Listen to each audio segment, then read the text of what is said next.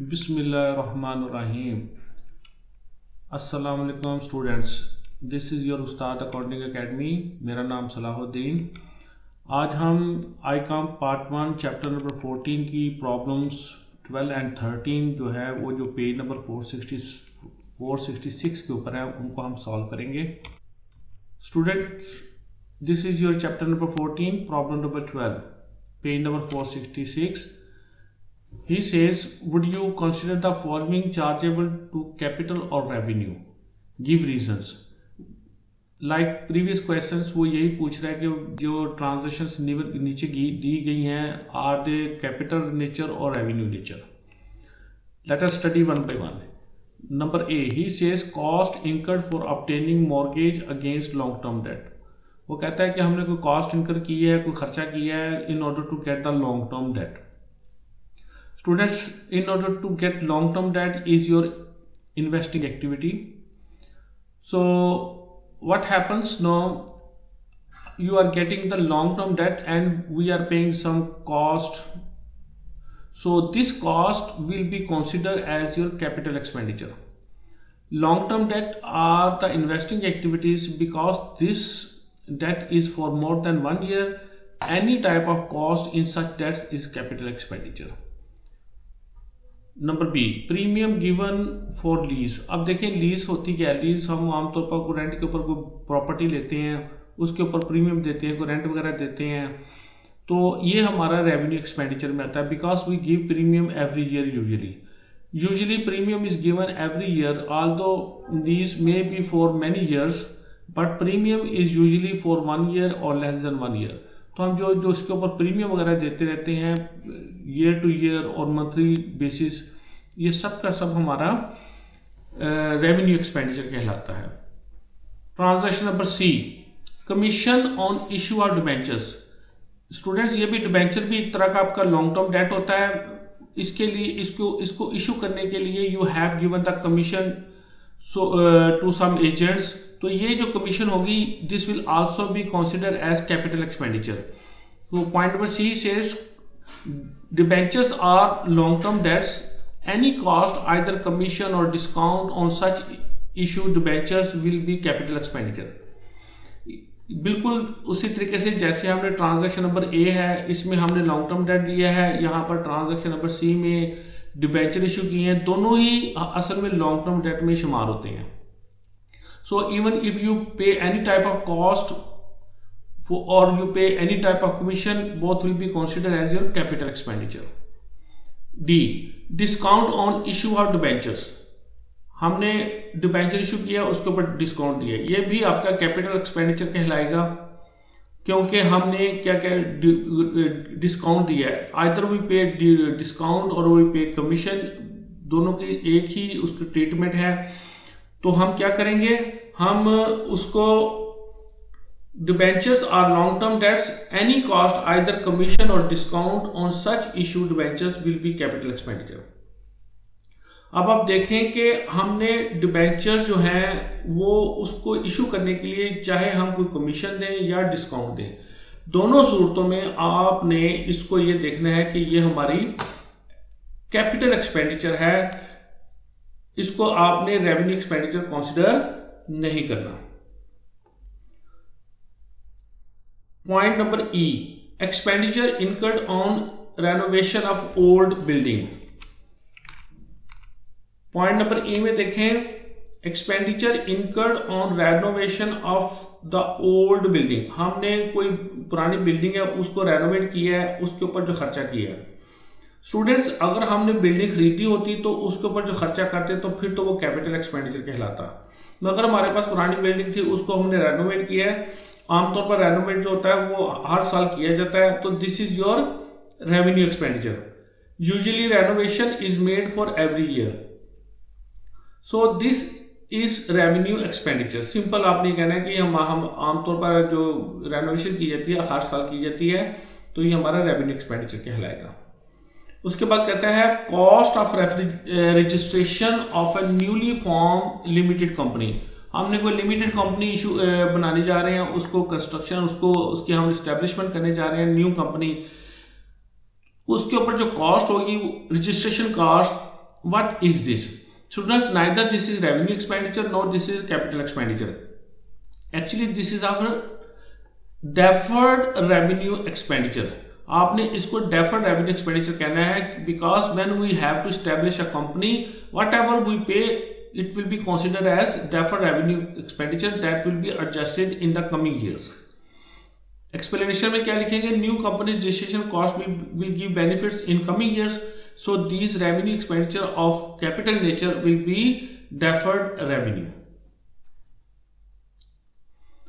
G. Legal expenses incurred for checking abuse of our trademark by others.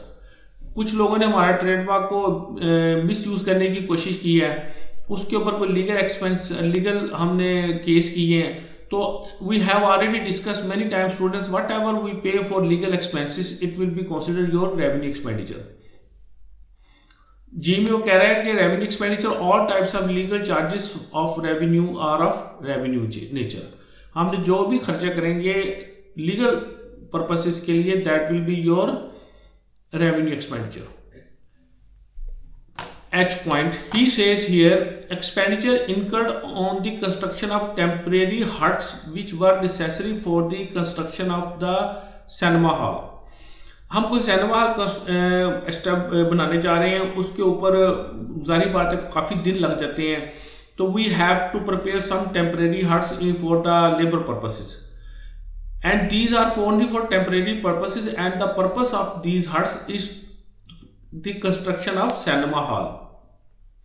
So students, actually we are working for the construction of cinema hall, which is your capital expenditure. So whatever we pay for cinema hall, it will be considered as a capital expenditure.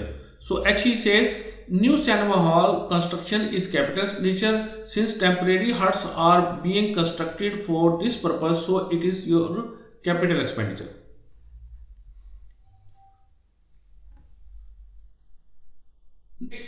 Point number I, repair necessitated by negligence and lack of care and attention.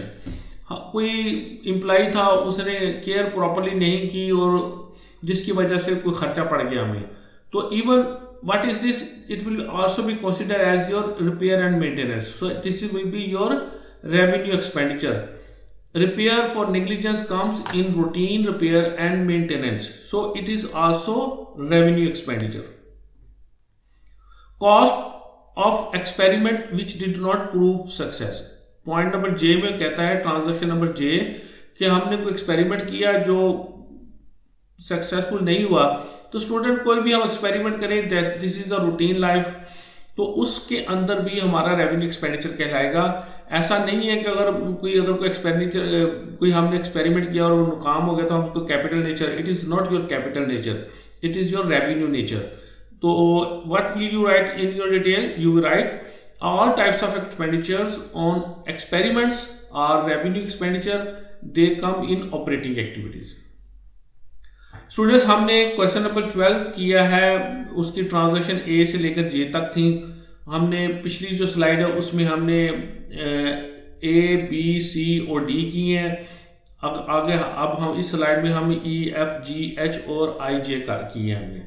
I hope this will be clear to you now. Chapter number 14, problem number 13.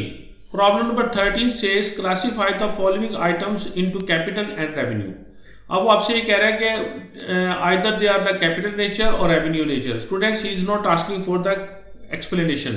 This is very simple. Let us see the answer. He says the first one is purchase of furniture. Furniture, student, this is your long-term assets. This is your fixed asset.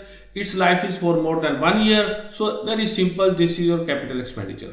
B, repair to machinery. हमने machinery repair की. Students, we are not buying machinery, we are repairing machinery. This is revenue expenditure, it comes in repair and maintenance.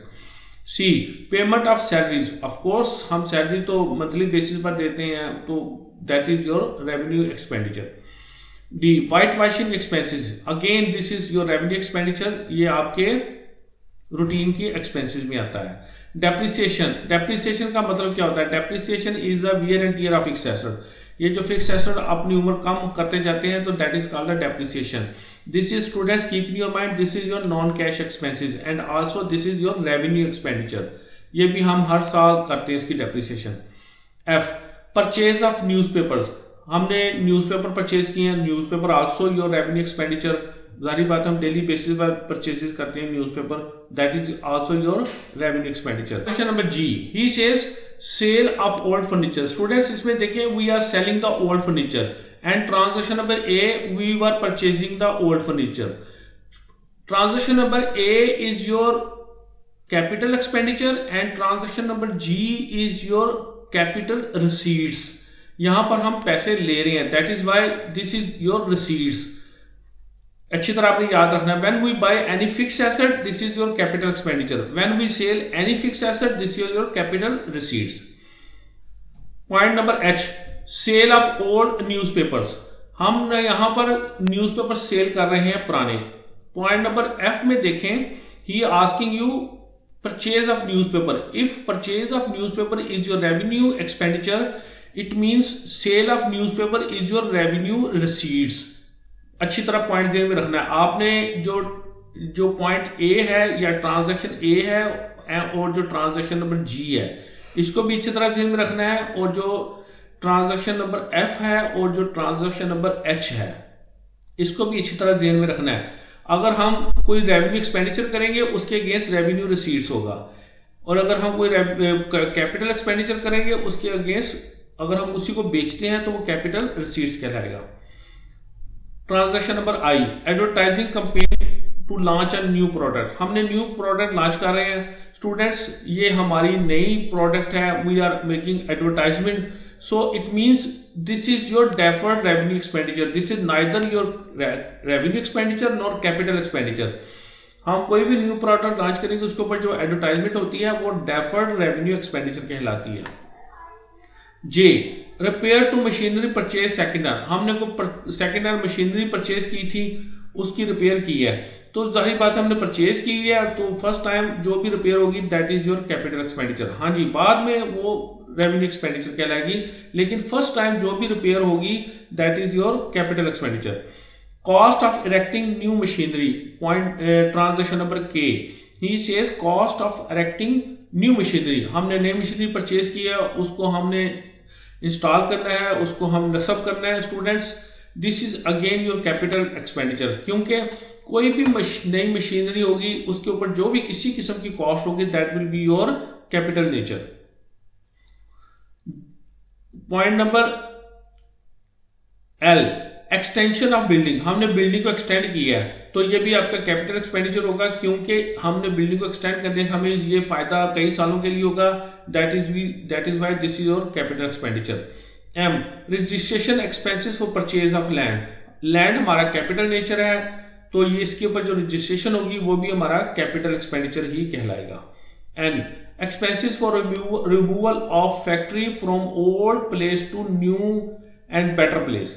हमने कोई factory थी उसको remove किया है, पुरानी जगह से दूसरी जगह लेकर आए हैं, अच्छे जगह के लेकर आए हैं जिसका हमें ज्यादा फायदा होगा, कई सालों के लिए फायदा होगा, that is why student this is also your capital expenditure.